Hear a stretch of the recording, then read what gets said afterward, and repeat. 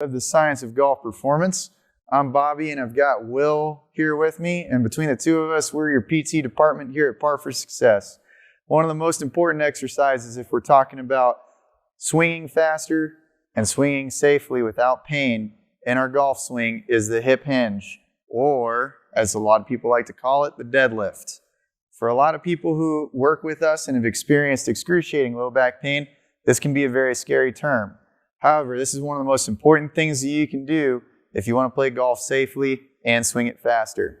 So what we're going to do today is talk you through the 3 ways that the two of us like to coach people to start getting into a deadlift. Whether you're coming back from a back injury, whether you've never done this exercise before, or whether you're trying to get super strong, these are great ways to start. Now I have an entire other article that goes more into the performance characteristics of the deadlift. This is not that. These are great exercises for people who are recovering after PT. Maybe they had a back surgery and they're recovering for it and trying to get back out on the course. Or again, people that have never done this exercise before. All right? If you follow these steps and you do it well, guarantee this exercise will work for you. So the first way that we're going to show people how to deadlift is we're going to use a kettlebell. It's one of the safest and easiest implements that you can do. Now I also have a foam roller here, and I'll show you how we're going to use it. If you're at home, you can use something like a wall that will help you get into more of a hip hinge position rather than what a lot of people like to do, which is either bend their back or squat. So what I want Will to do is I want him to pick up that kettlebell and start from the top of the movement, okay? This is a great way to teach people how to have a flat upper back and to use their hips rather than their low back to accomplish the hip hinge. My usual joke is it's not called a back hinge. We don't want to use our back for this exercise. We want to make sure that we're utilizing our glutes and our hamstrings and maybe even some of our upper back if we're holding on to a heavy weight. Now, the first thing I'm going to tell Will is, Will, I want you to stand tall. What I want you to do is bring your chest down and your hips backwards. There's a foam roller behind you. And as you go down, I want you to find the foam roller. Wonderful. Now I want Will to stand back up. And the key here is that I'm going to coach him to make sure his hips move forwards before his shoulders move upwards. So let's do that again, Will. That was great form, but I just want to point this out to you all at home. This foam roller is a pretty good ways back, but I know Will can do this. So watch Will's shoulders versus his hips. See what moves first. Great job, Will. He moved with his hips. Now, even some people can feel a little tension in their low back while they do this exercise. If you do, I suggest using a lighter weight, or maybe even just use your body weight at first. The other thing you can do is I can move the implement closer to Will. Go ahead again, Will. And notice how he gets stopped a high up range of motion through the movement. Now go back forward. Most people do not experience any discomfort in their back if we decrease the range of motion. Now if I want to make it challenging, I'm going to remove the foam roll. I'm going to see if Will can go from the top all the way to the ground. So let's try that, Will. Notice how the biggest part of his body that's making the most movement is his hips. Go ahead and use your hips to stand back up for me, Will. Very nicely done. Now another implement that we can use is the dumbbell. So let's take a break and we'll show you how to do the dumbbell. All right, so maybe you don't have access to a kettlebell. Maybe you have some dumbbells at home. A way that we love to use dumbbells for a deadlift exercise is by placing the dumbbells on the side of the legs rather than the front of the legs. Using the front of the legs is going to be a bit more advanced because it's going to put some strain on the low back. This is great for people who are trying to use the deadlift to strengthen the low back.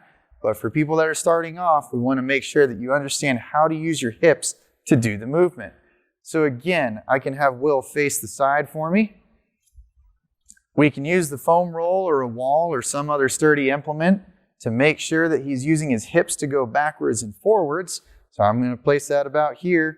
And I'm going to say, Will, why don't you go ahead and do that deadlift for me until you feel the implement. Good. Now go ahead and stand up. Was that pretty easy? He's going to nod his head. Yes, I'm going to move the implement back a little bit. Go ahead again, Will. A little bit harder. Come on back up. Notice how he's still using his hips to move backwards and forwards. Now, if you really want to get advanced and you have this piece of equipment, we're going to really recommend you use it. So the next thing we're going to do is we're going to grab what's called a Hex Bar or a trap bar, and I'll show you how to use that to take your hip hinge and your deadlift to the very next level. Pause. You want to put some weight on it? Here, I'll put the greens on for you. Yeah, watch out.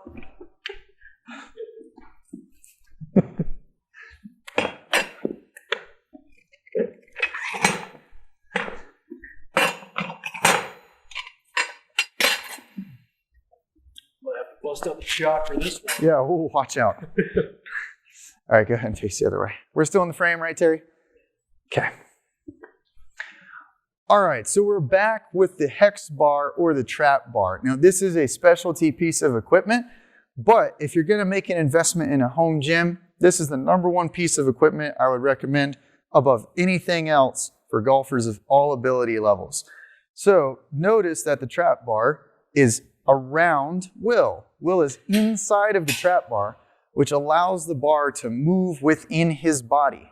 A standard straight bar is going to have to be in front of Will, which again, like the dumbbells, is going to put a little bit more strain on the low back than we're looking for, especially with beginners for this exercise. So what I'm going to have Will do is actually start from the floor, and this is going to be a bit more advanced because he's going to have to go down a ways. So go ahead, Will. Good. Notice something here real quick. Notice how his hips are behind the bar. This is perfect form. It seems like Will's done this a couple times before. So I'm not going to coach him too much except to tell him to push his hips forward and stand up tall. Wonderful. A great way to make this exercise more strenuous on the correct muscles is if I ask Will to go down very slowly. So if he has to stabilize through his entire descent very slowly, it's going to make sure that the glutes and hamstrings are doing all of the work. With a heavy enough weight, Will might feel it in his upper back as well, which is perfect. What we don't want to feel is cramping, spasming, super tightness in the low back. If that's the case, go ahead and stand on up, Will. I can ask someone to just not go all the way down and see how that helps. So go ahead again, Will. Just go about halfway down. That's perfect. Now stand on back up. Usually this is a nicer, easier way to ease into this exercise for people experiencing low back discomfort. Will, I'm going to have you go ahead and set that down so you don't have to hold it forever. And I thank him for demonstrating wonderful ways to perform a hip hinge or a deadlift. Again, this is more geared towards people who are just starting this exercise, might be recovering from some back pain, or might be just starting an exercise routine. If you want to learn more about how to use the deadlift for performance to really bump that club head speed up to the highest numbers you possibly can, we have a lot of information about that on our website and our YouTube channel. Hopefully you found today's demonstrations useful, and hopefully it can help you start deadlifting. Thanks, and see you next time.